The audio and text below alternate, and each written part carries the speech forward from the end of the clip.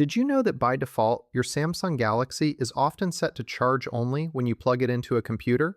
It's frustrating when you're trying to move photos or documents and nothing shows up on your desktop. Luckily, it's a quick fix that gives you full control over your files. Let's jump right in. First, grab your USB cable and connect your Samsung phone directly to your computer.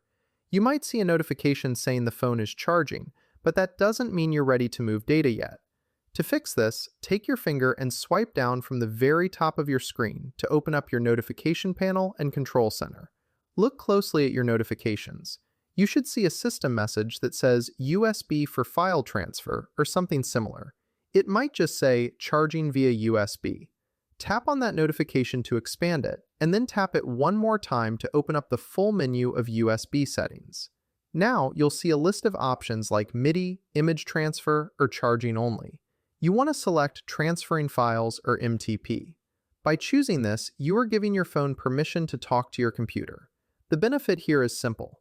Once this is enabled, your phone will pop up as a drive on your PC or Mac, allowing you to drag and drop your private photos, videos, and downloads without needing any third-party apps.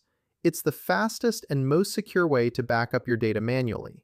If you don't see the files immediately, just unplug the cable and plug it back in now that the setting is saved. I hope this helps you get your files moving. Subscribe for more Samsung tips to make your Galaxy work better for you. See you in the next one.